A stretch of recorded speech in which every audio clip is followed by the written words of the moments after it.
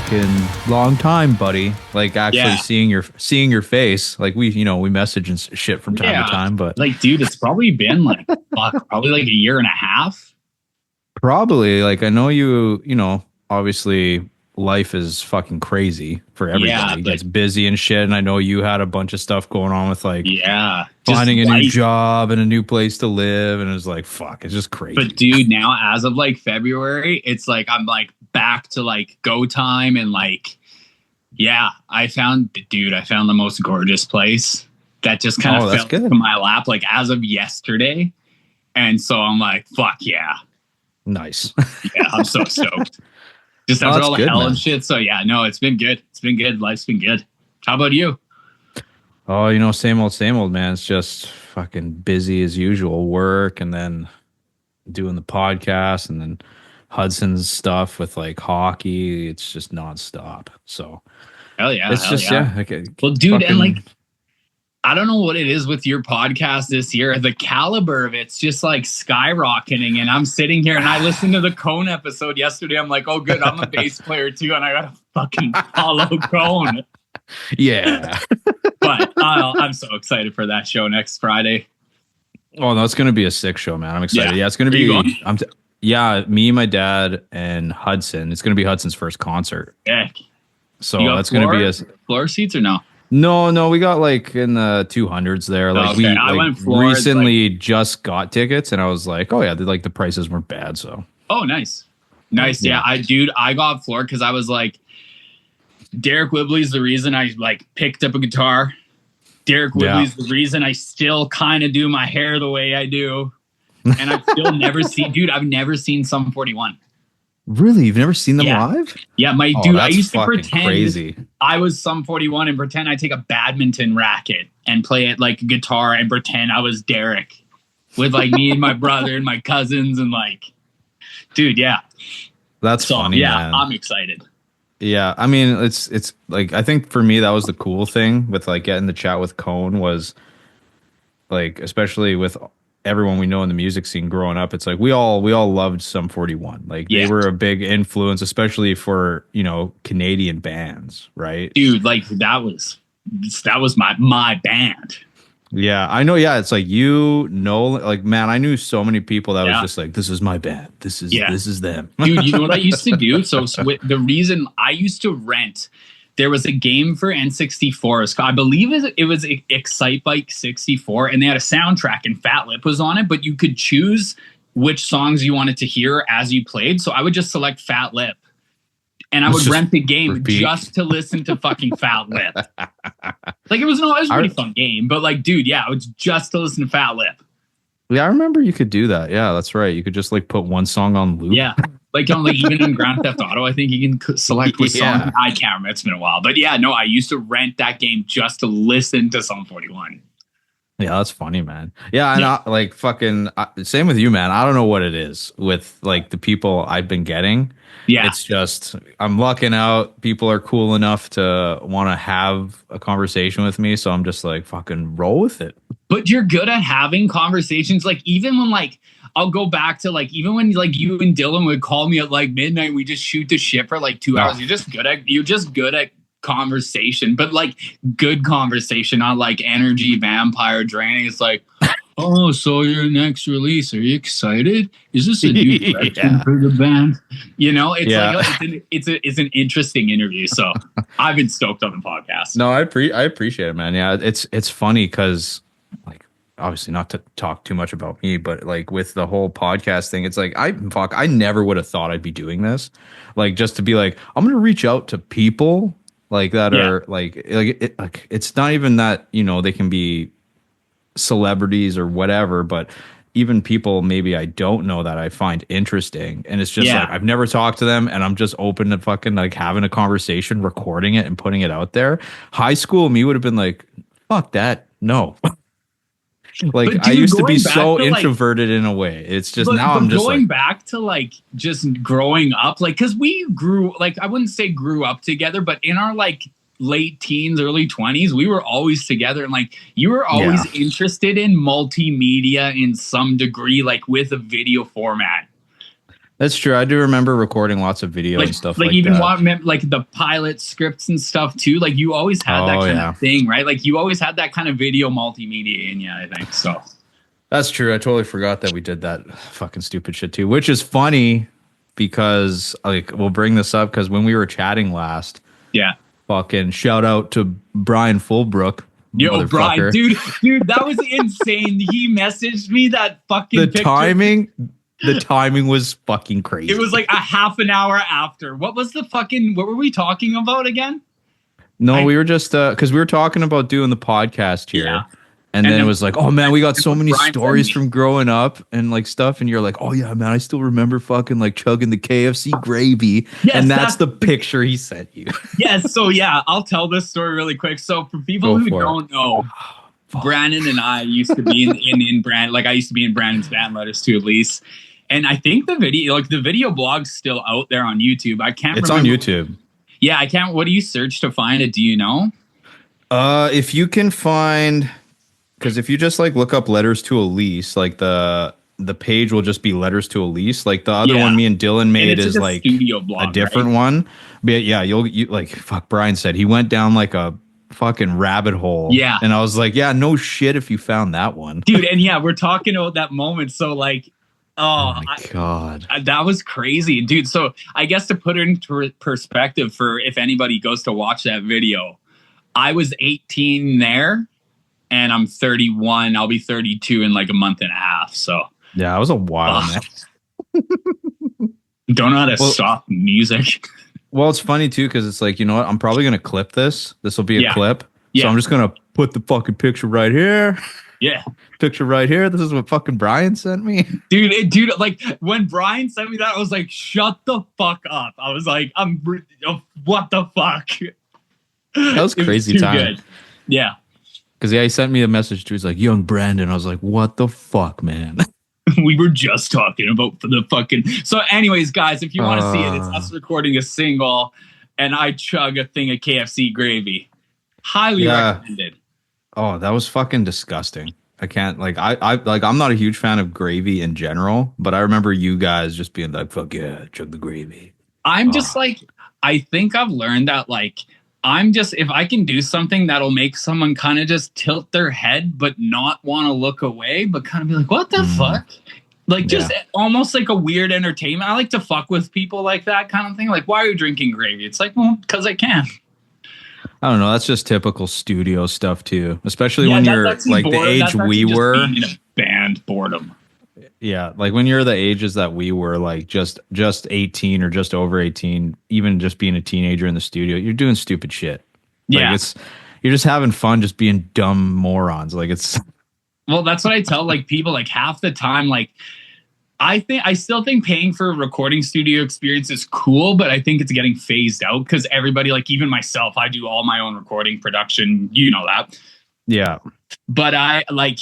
The experience of being in a studio and just being locked in there for sometimes 8-10 hours a day is sometimes worth the money. And also I think everyone should have the opportunity to work with someone who's a producer, like actual, like, hey, no, your song gets boring here. We got to change this. Like it's something I stand behind, like work with a producer at least once in your life, just to almost like humble yourself. No, it's good to like those experiences that kind of taught me like, oh, I'm like, I can write a song, but like some of my songs are boring. Yeah. No, it's definitely a good experience for you to do just because they'll show you, all right, here's what it's going to sound like if we cut this out. Like this is making it too long, or you can trash this part. Like it really kind of takes you, like you do a step back and you learn how to restructure your stuff, which is really important. It's a good thing to know how to do. Yeah, and working like when we were together working with Randor Lynn, shout out, he's amazing. Highly recommend him to anybody in the Edmonton or anybody in Alberta even. If you 100%. Want to drive to Edmonton, him or even Brad Simons at Velveteen Audio. I know Randor is even working at a Velveteen before they shut down, but just watching them work, and just because when they would, after I would track my stuff, I would always be in the studio. I was the only one who was always there for every session, no matter what, because I knew I wanted to do recording in some capacity. So I would just sit there and just study them, right? Like in my later years, because I was like, okay, like, especially when it came to like vocal production and vocal producing, like that was one really big takeaway I got, especially from Brad Simons there. Really awesome guy. Yeah, no, it's good experience. Like, yeah, it's good. Like you said, it's phasing out with how technology is. It's sad. You can just do it yourself. Yeah, it's sad, and you can get a studio quality project with $500. Exactly. Like it is. Like, yeah, the benefit is having someone who's super experienced, like you said, producing that kind of thing. Yeah, but it's just the way it is now. It's crazy. Yeah, it's kind of a bummer because like I'm just glad we gotta grow up and go to studios. And on that note, so this is the good segue. So, dude, this is what it was. Check this out. Okay. You still have that fucking CD. But dude, no, this is my dad's copy, okay? But not even this, dude. Oh shit. It's signed. Oh my god. Miek? Fucking Mike. Yeah.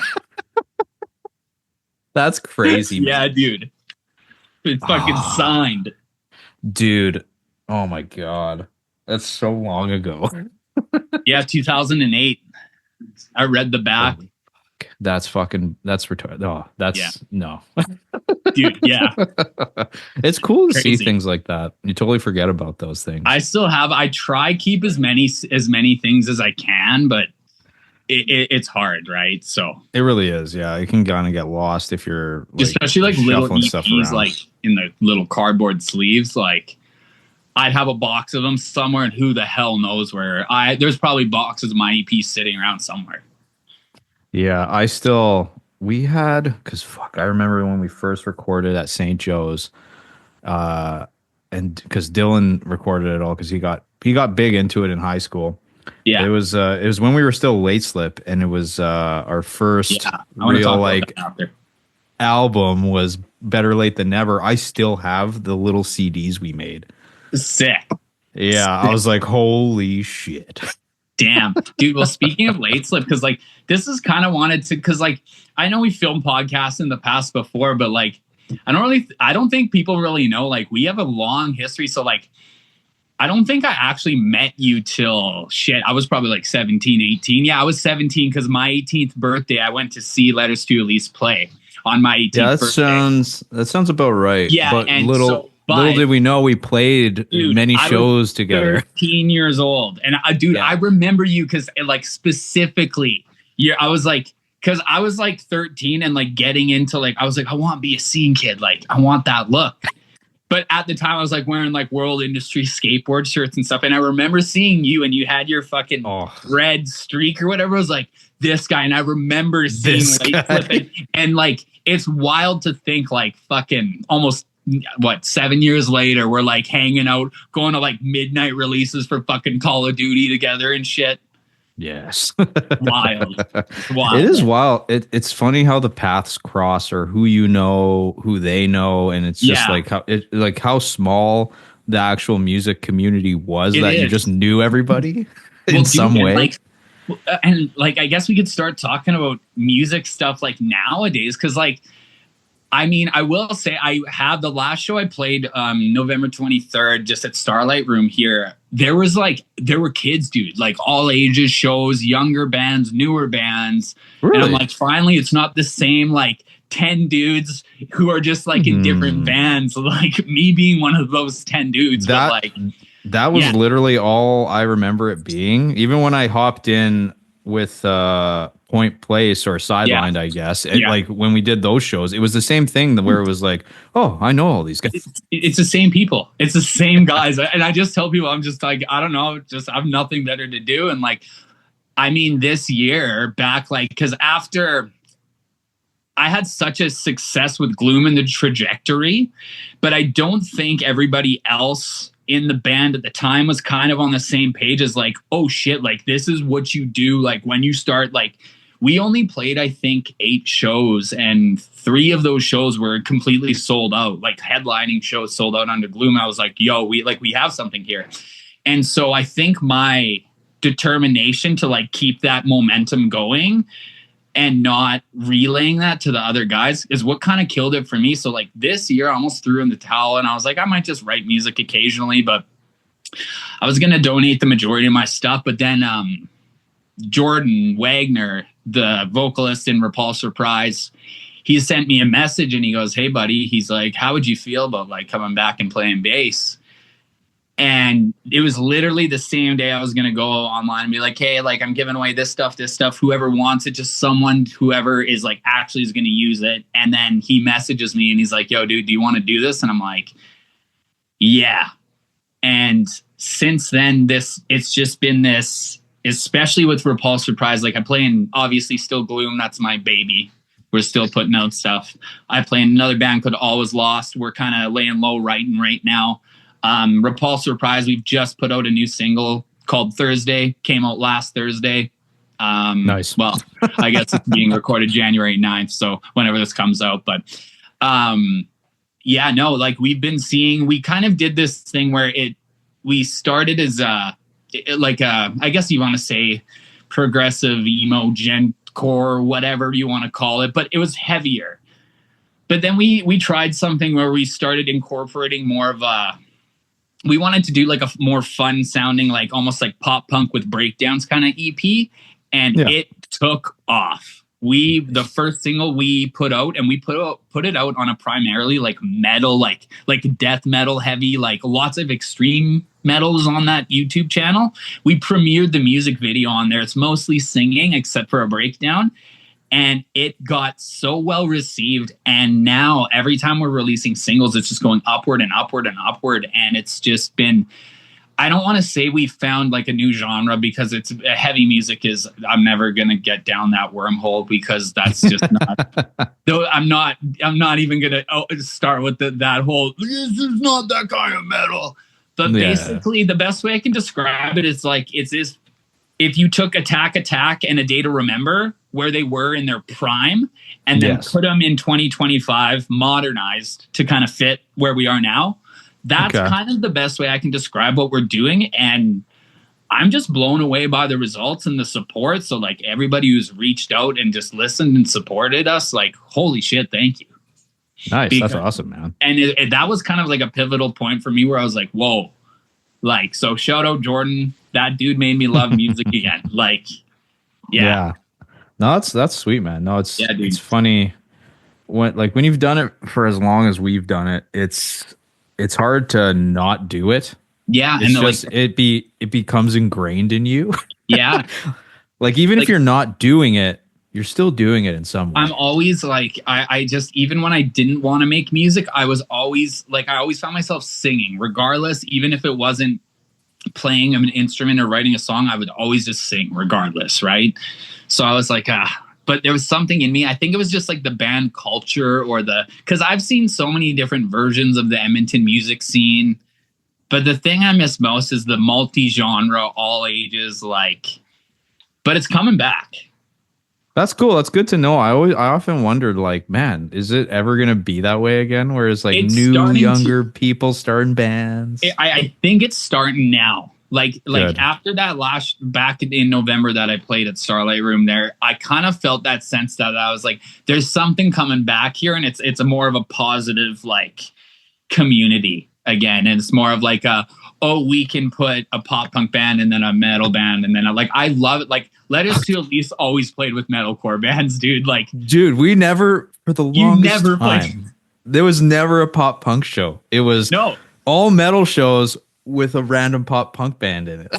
And well, the thing is for me is I love Letters to Elise because my favorite band is All Time Low. I have an All Time Low tattoo, and for me, I remember thinking when I was in Point Place, going, "Fuck!" Like I wish Letters to Elise was active right now because it would be the perfect time to play with you guys.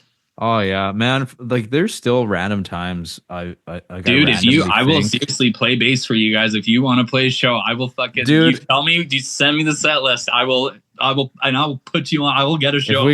If we can make it happen, I'm always down for it. But it's funny. I often randomly will think about like the old days of say like the pop punk bands that were around. It was us.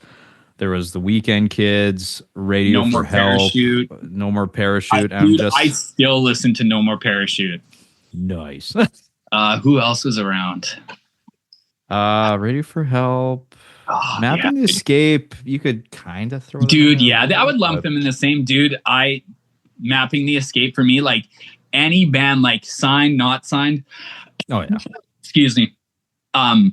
Number one band in the entire world, if I could see again, it's Mapping the Escape. Like they were great. They were the most incredible band. Greg Wright, I'm gonna tag you in this. Dude, do something for a reunion, please. I will pay you thousands. Yeah, no, it's funny that you said that because like I'll randomly think like, man, if I could just randomly somehow put together some kind of reunion show of like the old locals from back in the day, just like this old local pop punk band like show, just have like Radio for Help, us, the Weekend, like, you know, I'm just like, oh, that would be so like, fucking cool. Especially our generation, like we're suckers for nostalgia. Like we are, especially right now. You can sell us anything on nostalgia. So like, I don't know, like I think just sending those dudes a message to be like, hey, just get together for one. Yeah. Just do one more. Yeah. No, it would be fucking sweet to do. And like, I don't know, maybe you know a bit more because you're playing more shows and stuff. Yeah. Obviously, it's been a while since I have, but it definitely doesn't seem like, even if you discover these new pop punk bands and stuff like that, it doesn't feel like there's a lot of those kind of shows coming to Edmonton on like these tours and stuff. You know what I mean? Don't you feel the same way? Like it's usually going to be like a bigger band, but metal. We get either like arena rock or like extreme metal at Starlight Room. Yeah. It's like, and there's no really in between. And then you get the raves at like whatever Shaw Conference Center it's called, Edmonton Events Center or something. Yeah. It seems like, there's no like, I mean, All Time Low hasn't come here. When's the last time I saw them? They were here. They were at Midway, didn't you? Oh yeah, they were at Midway in 2021. Okay. That was right after COVID. Big, like pop punk show, I think. Or no, next. I kind of. Well, besides, yeah, I don't know. It's kind of like Edmonton's always been metal. Like there's no doubt about that. I don't know why it's been always metal and hardcore centric for some reason. And like even some of the pop punk bands, they go and take an aggressive edge. But like I'm a sucker for like this, like the pop punk. Like I don't get like, because I think there's the two kinds. Like there's like the All Time Low pop punk, and then there's like the Circle Pit like Story So Far pop punk, where it's more of like you have that punk influence is more predominant, whereas I'm more of a pop guy. Yeah, no, I definitely feel like I'm the same way, and it's funny. Maybe you can agree or disagree with me on this. Me and Dylan have talked about this. Because we'll chat about what we're listening to from time to time, and he's pretty much saying, oh yeah, I don't listen to too much pop punk stuff now, just because all the new stuff that's coming out, it's all just sounding the same.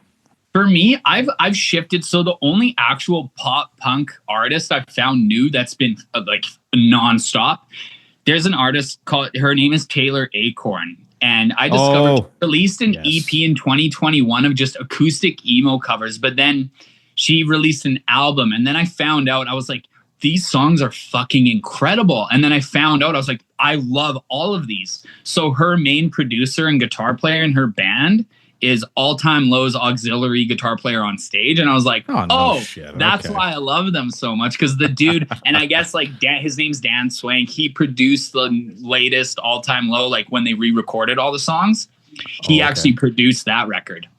Oh, no shit. Okay. That makes sense, like then. I'm still really big into like that pop, like the pop punk world. So I don't know. I just love All Time Low. But I wish there were more of those bands in Edmonton. I would kill to see more pop punk. Yeah, or even just more of those coming and like touring and coming to Edmonton. Yeah, or even like I feel like now just with the global economy, I feel like it's those tiers bands, like they just, for them it's like fuck it, like we're gonna walk away with $20 profit off this one. I think that's what it is, man. Like, yeah, unless they can like hop on supporting a bigger artist. Yeah, you're screwed. Like, you can't do a local headliner. And like, I mean, I can't. This is just me speculating, but I think like what ultimately killed the band Secrets is they embarked on a world headline tour, and they're not a headline band. Like, no offense to that band. Like, I love Secrets. Richard Rodgers is one of my favorite singers. But I'll look at a situation objectively as a musician, because like I've seen enough shit around to know when I'm like, oh shit, your band's, this is the kind of the last hoorah for you guys. And it's unfortunate with like good bands like that, but I think half of it is just like it's not economically feasible for them to tour in like, well, up in Canada for us, which sucks. Yeah, it's definitely a Canada thing for sure. I noticed, like, if you look at any of the smaller, younger bands that are kind of taking off in the States, they're touring a lot. Like, it's more feasible, right? Like, versus, going to other countries is kind of a tough thing to do unless you really got someone backing you. Like, for me, there's almost like if I ever got to a point where like I have a label backing us with finances, I would say ignore Canada. Push us out to the United States, sign us in the States, get us a label in the States. We'll worry about Canada in a bit. Like, you know, because that's where you want to go. You can get to a city quicker in the States. You can get to your dollar goes a bit far. I mean, their economy is still not as bad, but it's just, I think it's like economical now, and it's kind of a bummer. Yeah, I totally agree with you. It's, I definitely miss how it was back in the day for shows. Well, dude, even like back in the day, speaking of that, like Avenue Theater, even like I still like, if anybody's watching this is a project I've been thinking of for, and I'm sure Brandon, you'd want to contribute.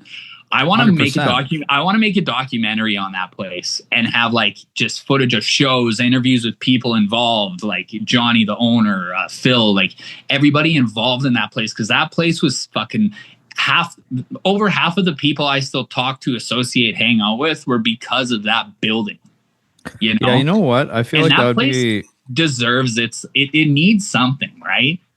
No, it does. It was a very important part. I just don't have the video. So if there's someone who's a videographer out there who's good at editing and compiling footage, I can send messages like, this is a project. I think it'd just be cool because like I still have my hard drive with like my band Stallord playing back in the day. Shit, I even have videos of Letters to Elise on a hard drive. Fuck, there's so many from Avenue Theater, dude. Yeah, no, I think I still have some. I have some old photos. I got some old videos too. I'm pretty sure. Because I feel like anybody we ask would who was around during the Avenue Theater heyday would have pictures, videos, anything. Like, it's something like you said, you talk about nostalgia. Like, dude, people, anyone who was in the scene for that would love to see shit on that. Yeah, and a lot of it for me is because like some of the guys in the band I play in Repulse Reprise, like they're significantly younger than I am, so they never got to experience that. And for me, I'm just like, it almost makes me sad because I was like, that was a place where like, if you had nothing going on a Friday, you don't even know who's playing. You can show up there and you'll know people and it's a good time. And even though it's in literally the worst neighborhood in the city, you're going to be safe. Yeah, that's true. And that was the thing that blew my mind. Like, I literally saw people, like I saw a dude give a TV to a woman for mouth things. Nice. Yeah. At 16 years old. You know what? That was typical that area though. But it's just like it was kind of just like we left them alone and nobody messed with Avenue Theater. And it was just this awesome like hub of like where you could wear skinny jeans and not get insulted. This is true. That's what I saw. Yeah, you were accepted. Dude, my high school was like people were like, what? Screaming. Yeah, let's talk about, I want to talk about this for a second because when this was all happening, I remember because in junior high was not my fucking scene. Like I was awkward. People picked on me a bunch. Dude, and when I got to high school, I grew my hair out. I kind of like, there was that whole scene thing kind of showing up. Yeah. And then met Dylan. You kind of met these other artists, started a band. You're part of the scene. And then I'll never forget when skinny jeans came in. dude. what you had to do, you had to fucking go to the store and you had go to go to the American girls Eagle. section. American You go to the Eagle.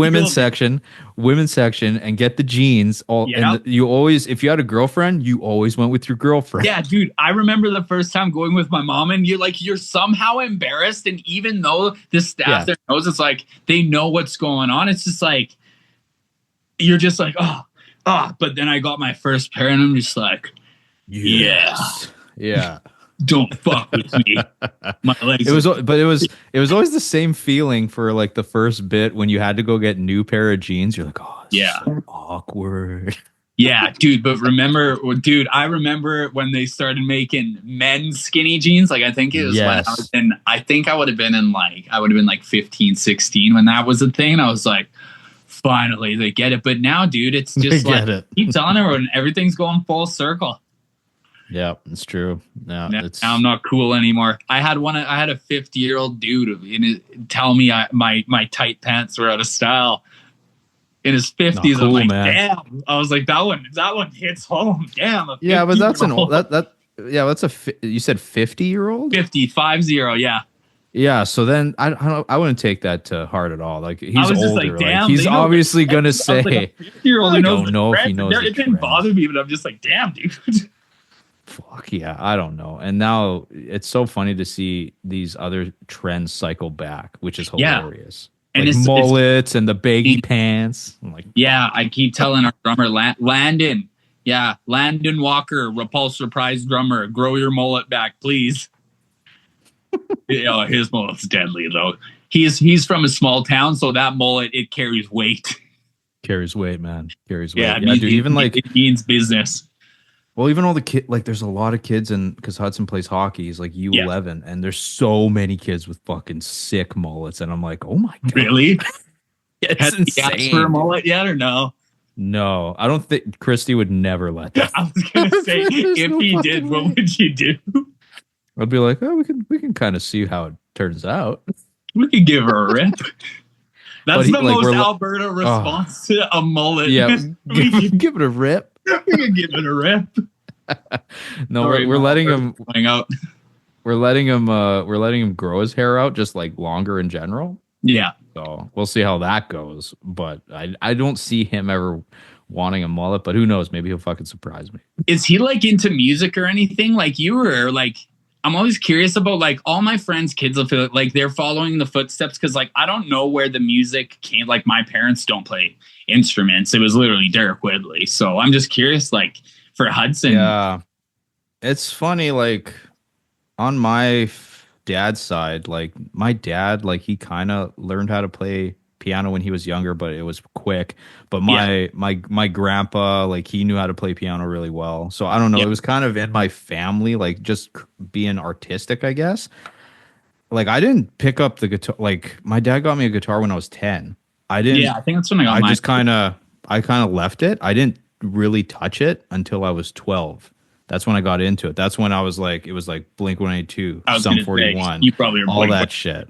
Fuck yeah, dude. Of course. Dude, the first song I learned on guitar was Feeling This.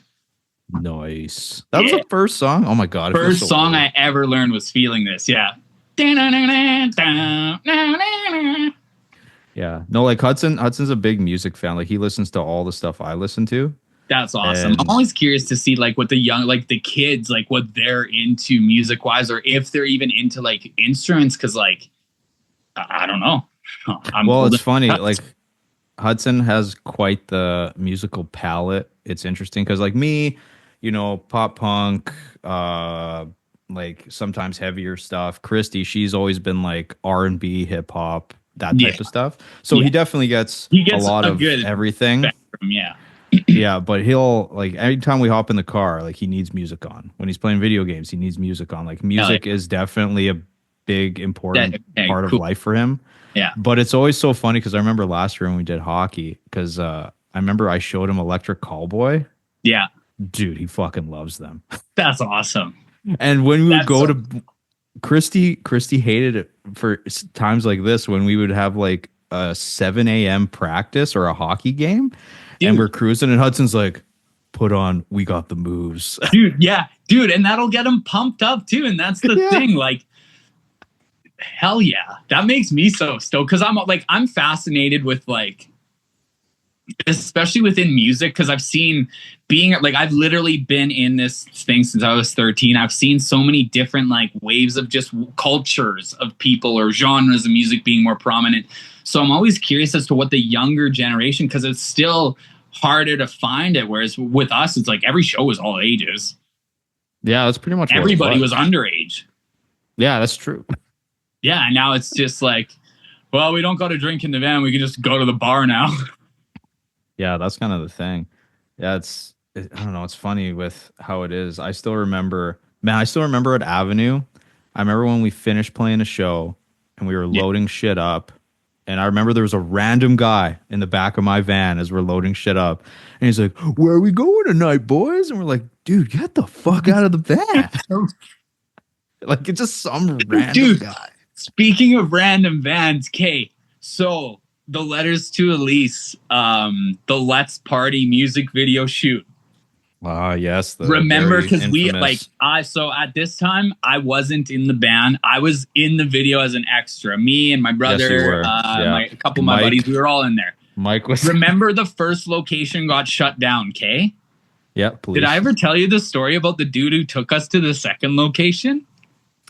You might have, because I feel like I've heard a couple stories. I remember they're like, "Okay, the cops shut this one down, but we have a second location," which I think that second location was way sicker for the performance anyways. Well, yeah, that was outside. It was perfect. Yeah, that was so sick. But anyway, so this guy's like, "Oh, I'll take you in my van." So we get in his van. He's missing all of the seats except the driver's seat. The driver's seat, normal seat is like this, his is reclined all the way to the floor. There's cigarette burns all over this man's body. There is, I can't remember, but there was like a flag or something on his steering wheel. There's a flag on his desk, and he only took back alleys.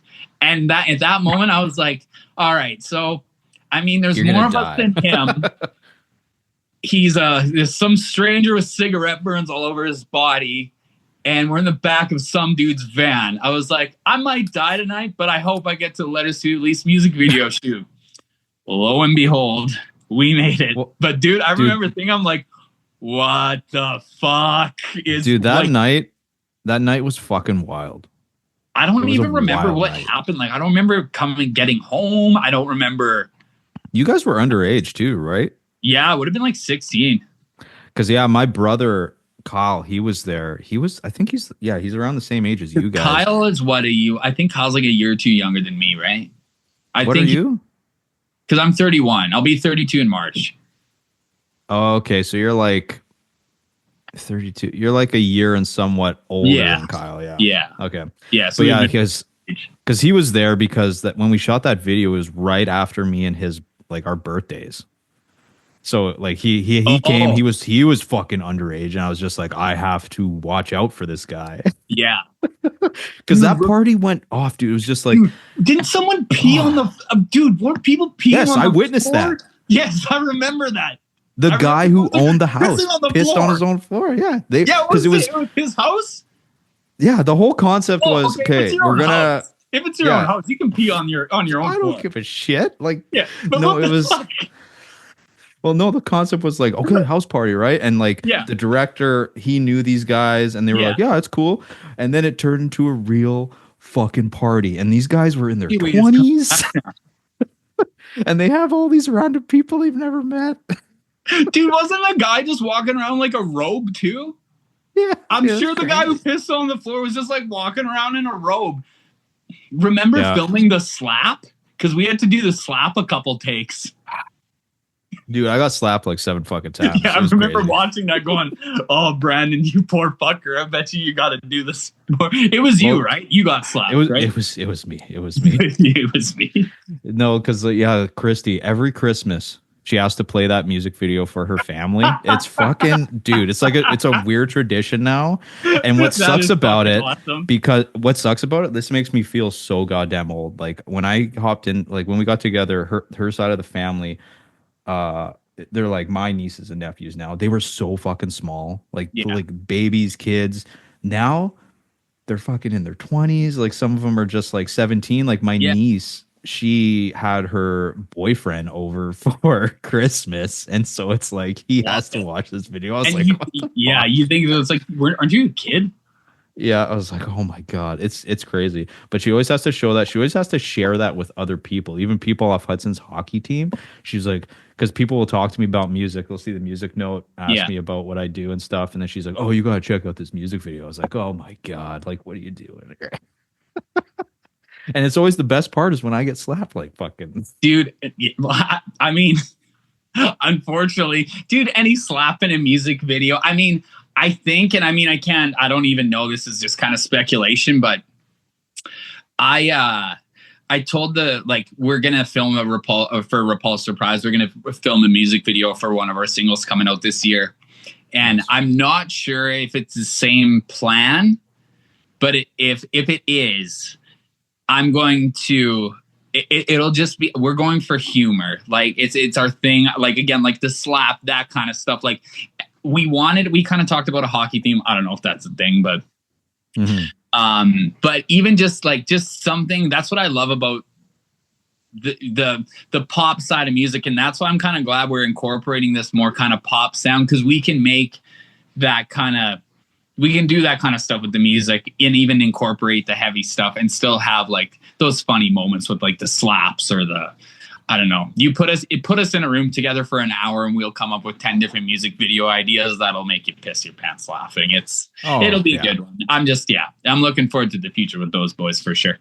Well, it's always the fun part when you're in a band, right? Like depending how many people are in it, because you have the music video, you have like your main kind of plot, but then of course the formula consists of each guy having their own scene, right? Well, it's for me, it's because like my thing was, I was like, for whatever we do for the music video, because I haven't really been drunk in like drunk, wasted, drunk in like shit. We're coming up on like 2 years now.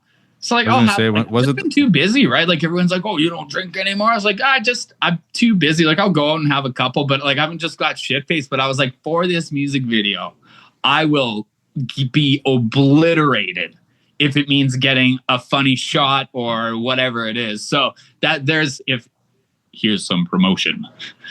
It's I don't know. Like I was like, you know what? Fuck it. Like, if that's what'll sell, me being a moron to a soundtrack, fuck it, why not?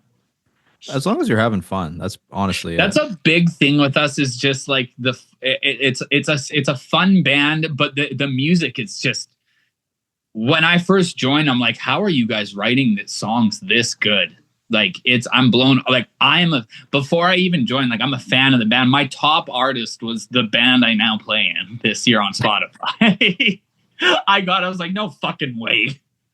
I don't know. I feel like it's a lot of people, if they're in a band, they listen to their own band a lot. You know what I mean?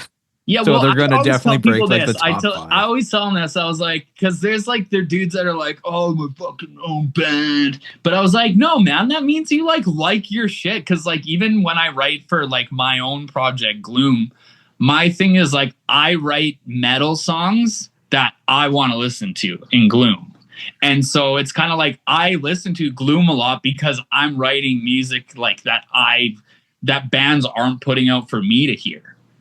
So it's a different perspective on it. And it's just like, I'm just writing the stuff I enjoy listening to, or I'm just listening to what I enjoy. And if I happen to write it, then so be it. Well, that's pretty much it. Me and Dylan have had this conversation, and I truly think it's honestly just the truth, where you have your own band, you're always going to listen to your own stuff. But if you don't enjoy listening to your own stuff, something is wrong with you. Yeah, you need to enjoy listening to your stuff. Yeah, I feel like that's believing in yourself. Because if you don't like what, like for me, it's just like when I listen to my own band's products, whether it be Repulse Reprise, Gloom, All Was Lost, like I listen back to what we've recorded together and I keep listening to it. I'm like, this fucking rules. And if I personally think if you're not doing this as you're in your own band or whatever, it could be two factors. Your drum mix or production is bad, and that's just the straight up truth. Because like drums will make or break it nowadays, baby. Yeah. Or it's I forgot where I was going. Forgot my Oh, you second forgot one. the second one. God damn it. It'll come back to me. But yeah, it's different now. Yeah. I feel like you can't get away because even I was thinking the other day back just when it comes to like recording and production, like back when we were in bands, it was like a metal band. You like producers within the city didn't really know how to work with a metal band because it's a totally different job to mix a metal band than it is.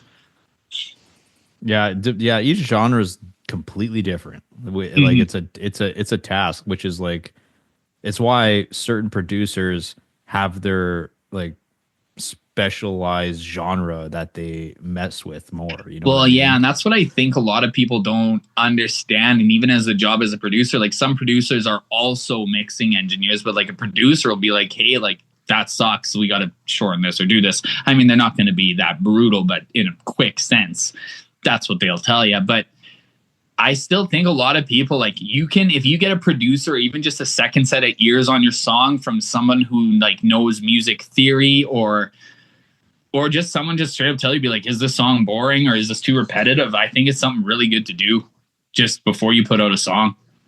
Yeah, 100%. I totally agree with that. It's interesting, man, how things evolve and how people tackle all this stuff now. It's you know what's crazy? The last time, because for people who don't know, Shaun is the one who came up with the intro and outro for the podcast. So when you listen to that, that's Shaun's doing. Yeah.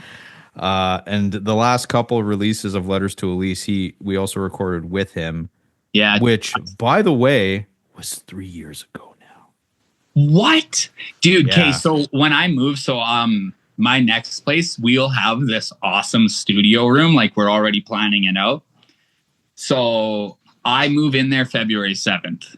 So whenever you want to do some Letters to Elise shit. Done. Yeah. Done. Don't tell me twice, man. Yeah, let's do it. Because I've been itching to record something else.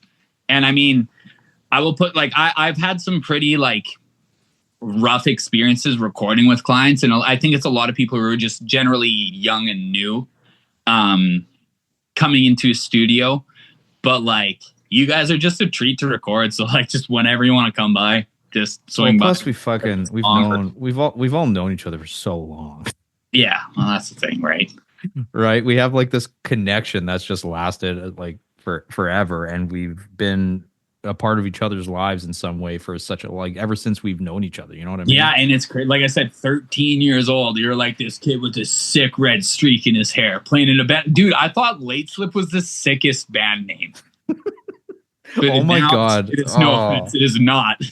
No, but it is like, not. For the time, like that was fucking sick. Oh yeah, when you're like a grade 10, it's like band, Late Slip is like the perfect name.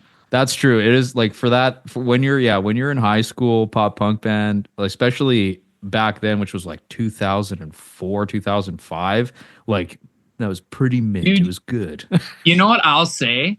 My band at that time was called Second Place, and for a pop punk band, that is a fucking. That's good. Right, Second Place. I think Second that's Place a fucking is good. Good name for a pop punk band. Yeah. Second Place is a good one for a pop punk band. Yeah. Especially, yeah. That's there were some certain ones that were like, yeah, those are really good. And then Letters to Elise. I think that one when we changed it kind of fit the direction we went in, and it fit. Good. I felt like. Because, dude, when you guys listen to Secret Lines, I had that shit on my green iPod Nano in grade 10. I listened to that album so much. Funny, your definition of friend. Dude, that's my favorite song. Dude, I think it's a lot of people's favorite song. If anything, throughout the years that we played, that was always our favorite song to play. And I feel almost every show. When I played with you guys, I never got to play it. Maybe not, but I feel like there was a lot of times when we would do a certain set list. Funny would always be like the closer. Yeah. But it was a great closer. We were riding on like Drama King as a closer or something.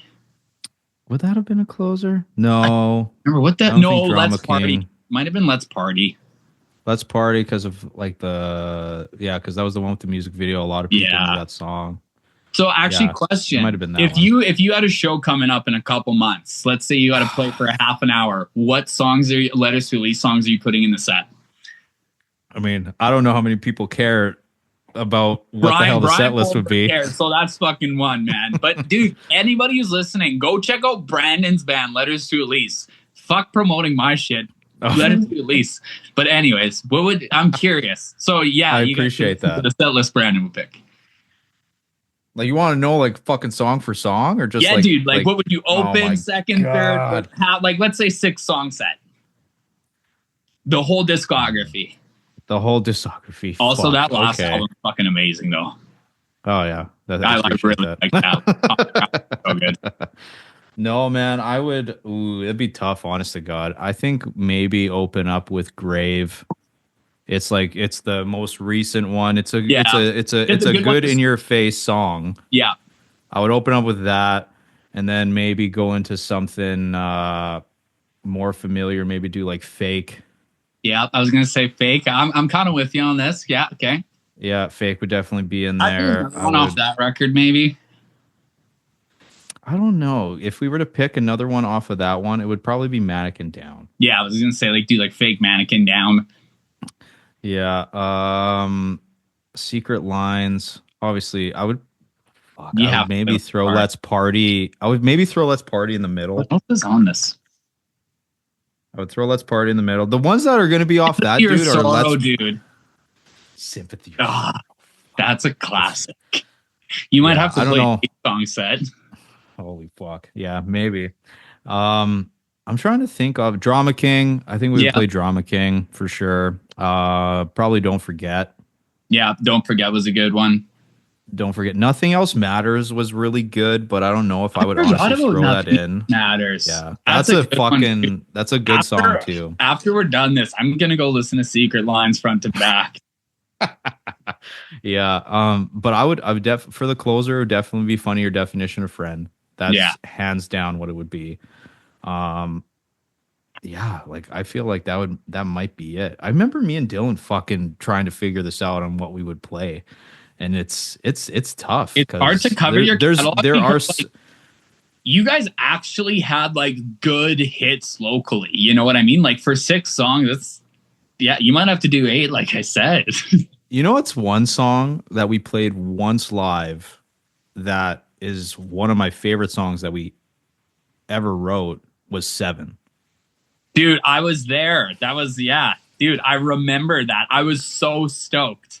That was our first time with backtracks. I listen to 7 all the time because I won't go into it now because it's not podcast shit, but I can relate to the lyrical content, unfortunately, now.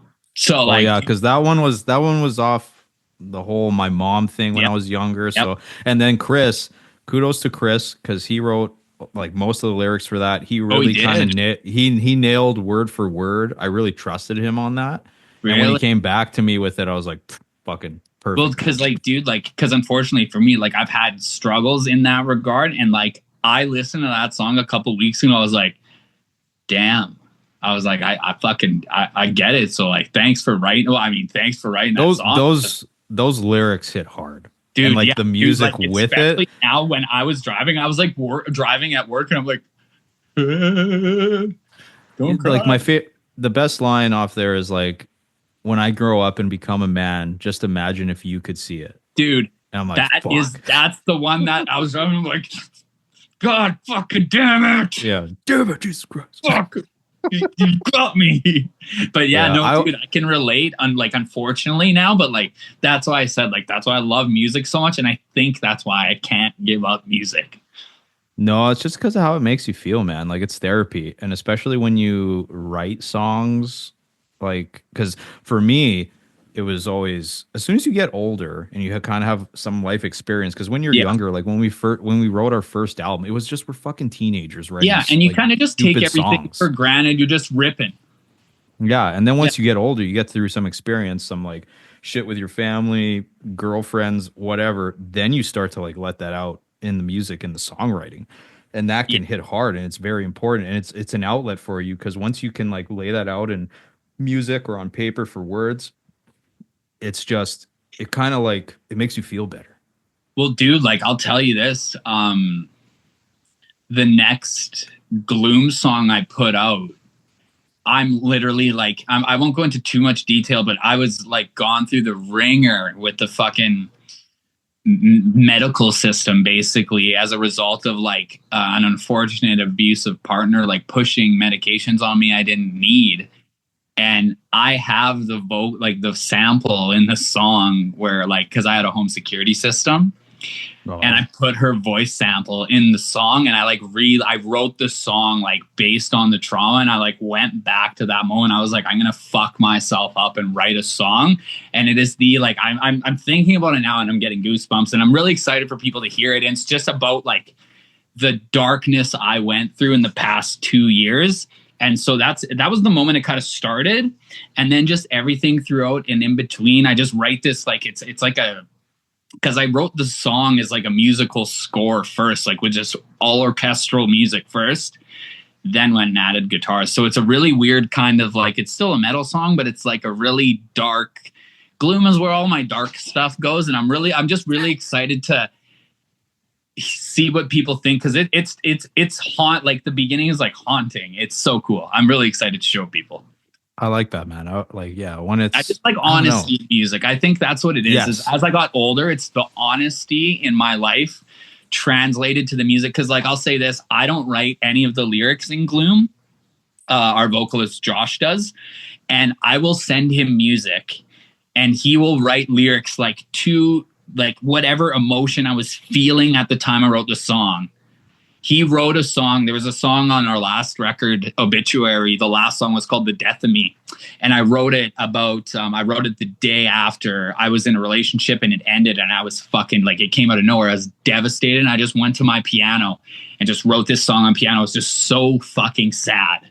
And it wasn't supposed to be a Gloom song, but I showed him for whatever reason. And he wrote these lyrics. And the chorus was like, what if the ocean could whisper our names? And I was like, dude, what the fuck? Like, how did you know what the fuck? And like at the time, he didn't even know I'd gone through the breakup and stuff. And so when he wrote that, I was like, dude, like you, like, that's why I was like, for when it comes to Gloom with Josh and I, there's some kind of like synchronicity where like, he just gets my music that I write. It's insane. That's good, man. Chemistry is important when it comes to being in a band.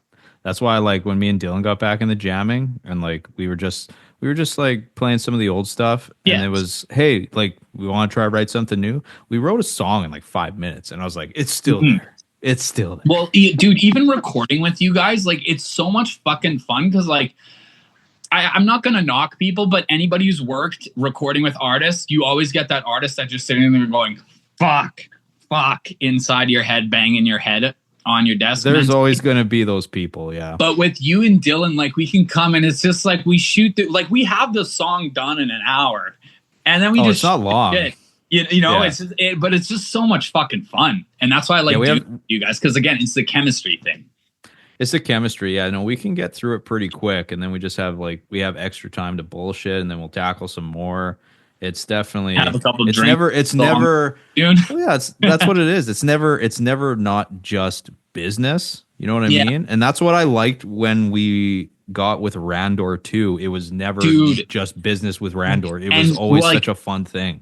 I remember because you guys had worked with Randor before, but when I came in the mix, when I did the bass on Drama King there, like I'd never met Randor. That was my first time meeting him.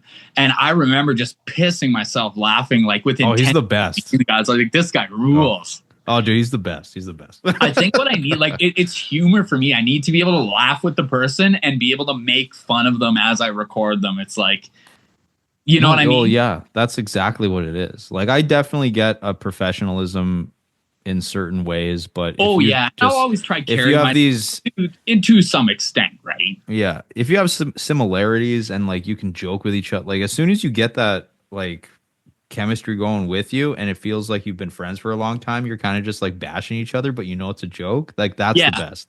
Well, and even like that's why like when we were just talking about the podcast and stuff, when you're like hop on, I'm like, I don't even care what we talk about. Like, let's just BS for a bit. Like, I'm not like, yes, the biggest thing right now for me to promote is Repulse Reprise. We just released a single. It's called Thursday. Listen on Spotify. Thank you guys, real. But like, it's like I don't really have too much to do. I was just like, I haven't really hit bullshitted with Brandon for a bit. Let's just do a podcast. Yeah, no, exactly, man. And like that's the one thing I definitely don't want. Like I don't want people to think like, yes, I've had some awesome guests recently on this podcast. I don't want them to think it's like, oh, all he's gonna do is have these. No, that's not what I want. Like Dude, I want to have people asking me, they're like, how is Brandon getting these guys? I was like, he's just reaching out, man. Like he's just doing his thing.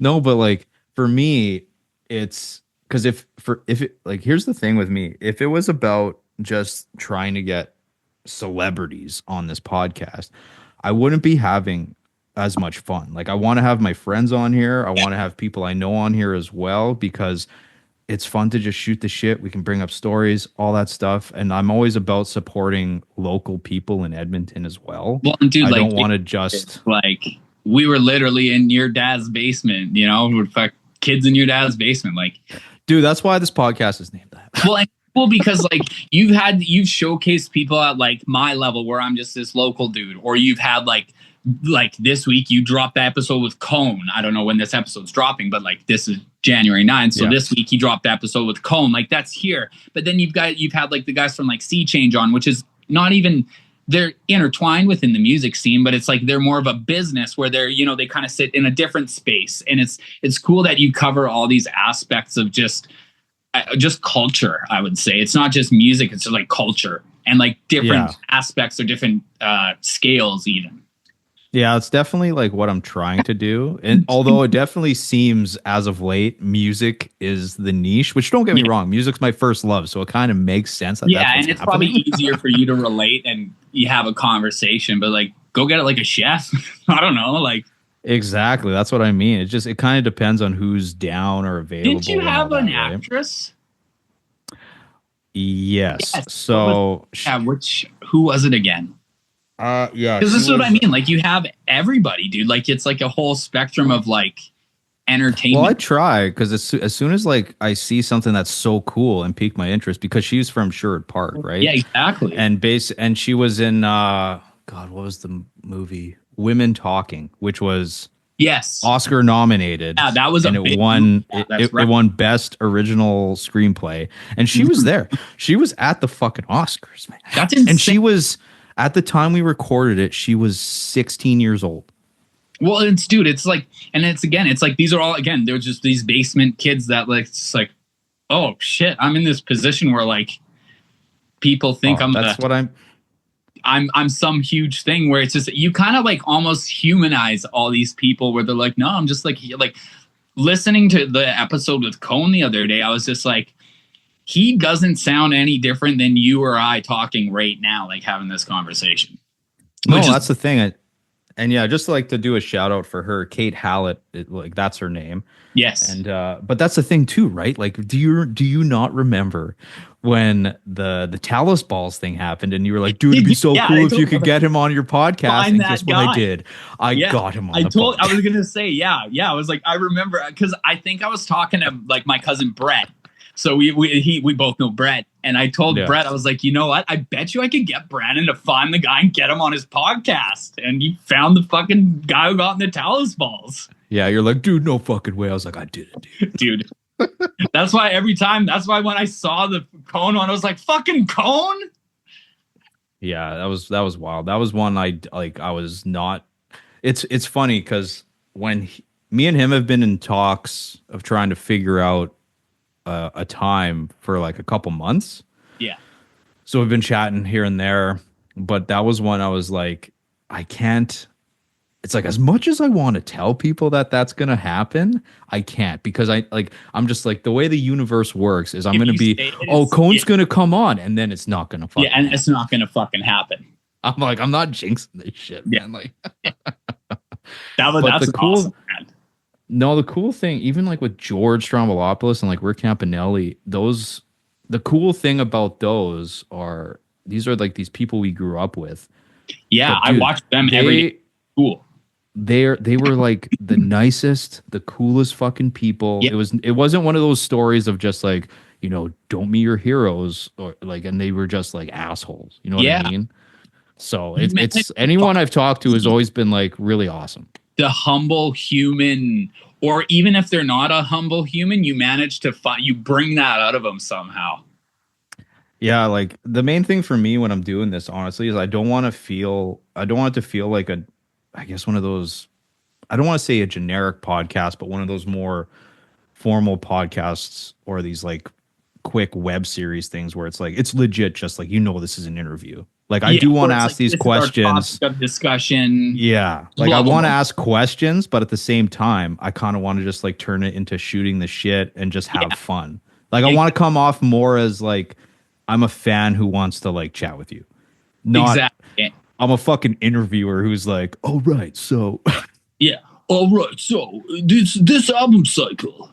yeah, It's like, it's like, so, because what were you times, guys? yeah, how many times has everybody heard that fucking question, right? And it's Yeah, well, just like, I'm more of a, like, I always tell people, like, my favorite thing to do is go up to a stranger and have a conversation with them. Like, just even throughout my daily, like my day-to-day job, like, I interact with a lot of people, and especially older people. If you can just get them talking, they will tell you the coolest shit. Or they like, I've had a guy, he showed me, he owned one of Muhammad Ali's original Mercedes from 1953 and showed me their certificate of authenticity. Like, if you just start talking to people, you can meet some pretty cool people. you But just like, can. not Yeah, the that's true. drunk ones. Usually the drunk Yeah. ones don't have anything cool to show you. But No, like, not go find really. like an old dude who's like, just looks happy to be like sitting on a bench, and just go say hello, and he'll probably have the best story for you. And I think I just like people, and I'm fascinated by people and their behavior. And then that's where it becomes within music, where it's just like, oh, it's interesting to see how people have changed within this scene, or how the climate of the music scene here or even globally has changed too, right? 100%, man. 100%. That's pretty much what it is. But no, Yeah.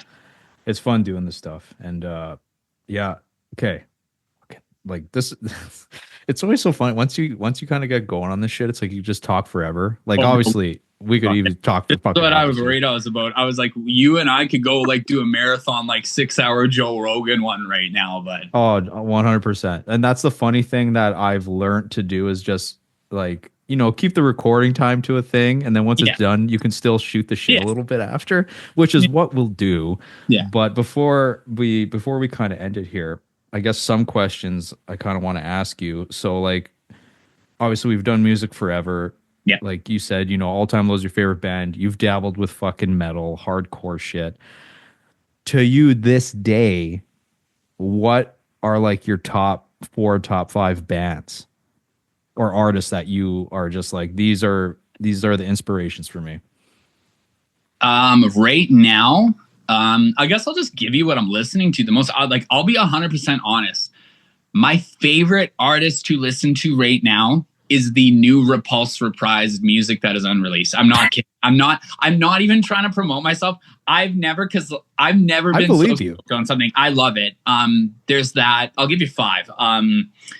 Taylor Acorn is phenomenal. I highly recommend checking out her latest album, or even the album before it. Yeah. Fuck, pop punk bangers. There's a band called Paleface Swiss. They just put out a record. I think it's called Cursed. I believe, I could be wrong, but whatever their latest record is, they have a song called Enough, which is check out that track. That's a good one.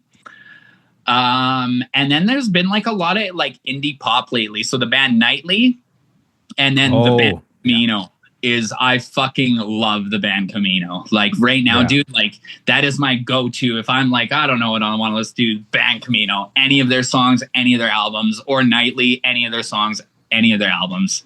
Nice. I've been working on, and don't hold me to it, but I'd like to, I've been in the works of like trying to do like a more of like, I don't want to say pop, but if you've heard like more so of Dayseeker's lighter, all singing music, I'm kind of doing a solo thing in that direction. I might just do like a 3-song EP just for shits, because I just like to sing. So That's fair. That's fair, But man. yeah, no, that's kind of the 5 artists that have kind of been on my radar as of. Nice. No, yeah, Nightly, Band Camino. That's fuck yeah. Those are solid picks for sure. Those Yeah, are what great. about you? What about you out of curiosity? Oh my god. I mean, Blink's always my comfort Yeah. band. Um, Other ones I've been listening to lately. Ooh, fuck. I listen to so much actually. It's fucking wild. I would probably put honestly, I'd probably put Electric Callboy in there. I really enjoy listening to them. Really? Yeah. I've been checking out some of their stuff more just because I follow the guy who does a lot of their producer. I watch a lot of his production videos, so like that's how I kind of got into them actually. Nice, nice. Yeah, I would say them. Story of the year. Fuck, I can always go Dude, back to that those new guys. record is So so good. So good. I almost started singing "Tear Me to Pieces." Oh, So dude, good. fucking Use Me. That song's Yeah. great. Also, Fucking love that song. yeah. Yeah, fucking Use Me. Oh my god. It almost sounds like I'm just going back to like these fucking old bands. You know what's another one that is just like one of my favorites that I honestly think they'll just always be my favorites. More so when I'm thinking of like the back catalog, but like Funeral for a Friend. I've never really listened to them, but like I have. But like, Oh give my them more of a god. chance. I'm gonna give them more of a chance. Actually, yeah, I'm gonna give them more of a chance. Jesus Christ, man. No, and fuck, who else lately that I've been listening to? I'm trying to think. I mean, Bill Murray's great. Dude, yeah, that's another one for me. That'll be an honorable mention. Bill Yeah, Murray is that album is a 10 out of 10. It's rare you get a 10 I out of 10 agree. album where every song is a fucking single, but that's one of those albums where every song is a fucking single. Yeah, I totally agree with that. That's true. That Bill Murray record's incredible. Yeah. And then here, I'll leave you off with this one. And this is for all the local people. All right. If you could structure a reunion show of local bands from the past, a reunion local show, what Fuck. bands would you put in that set list? Okay, we going in order? Doesn't matter, but you do what you do you. Okay, we're gonna go in order from headliner to opener. So headlining, I'm putting Mapping the Escape. We've already established that. I would pay thousands to see that band. Right below that, gonna call my good buddy Abel and get Submerge the Sky back on stage. Oh, yeah. shit. I would have Letters to Elise play third. I'm good with the middle. Yeah, dude. Dude. Here's a little secret, everybody. As a local artist, until you have a following, a dedicated following who stays for you, you want to play 3 of 5. Trust me. And then 2 more. No More Parachute, all just because I've never seen them. That's a good pick. I'm surprised. And I mean, fuck, yeah. If you've seen them, if you've seen No More Parachute, you would have put us second. I'm not gonna lie to you. Well, you're third. So, All right. and then I would put my pop punk band Point Place to open, just because that's one of the most. It's one of the most fun I've ever had in a band. Just as a group of dudes, it is the most I've ever laughed in my entire life. So that's my 5. All right. We're gonna fucking tag everybody. We're gonna make it happen. Word. Fucking sweet, man. No, this was fun, dude. It was fun fucking having you on here. It was Likewise, good to catch up on shit. I knew it was gonna go back to just like local shit and telling old stories. So yeah, I was like, I don't want to sit here and promote myself and be like, I'm in a band, I'm in another band, and I'm also in a other band. I'm in 5 bands. Everybody fucking knows that. I like to talk about the culture of the music and the whatever the hell's going on with life. So that's the beauty. Yeah, 100%, man. And I knew that's exactly what it was going to be. There's certain people I know I'll have on here too in the future where it's like, that's all this is going to be the conversation. It's just music, the culture, all that stuff. So. Yeah.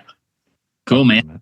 Sweet, dude. Well, fucking promote your stuff. Promote the bands that you're in and all that. Yeah, for anybody, I play in 3 bands. I play bass and sing. Playing Repulse Reprise. Another band called All Was Lost. I'm holding back a burp. Give me 1 sec. And my own band, Gloom. So yeah, no, that's where we're at. Right now, all bands are kind of just writing stuff right now, but I would imagine like spring, summerish, expect a lot of music from any project I'm in. Nice, beauty. And I'm just gonna do like a nonchalant shout out for you on your producing skills. Of anyone wants to check out like a cool song that Shaun had a lot to do with programming and stuff, check out Letters to Elise, our cover of Stay. Because to me, I love that. I'm very proud of that one, dude. Yeah, I listened to it the other day. I'm very proud of that production. Yeah, check it out. Good. Such a good cover. That was so much fun. Yeah. Oh yeah. Okay, we're gonna fucking record again soon. Fuck yeah, man. Fuck yeah. All right, buddy. Well, we'll chat soon. Peace.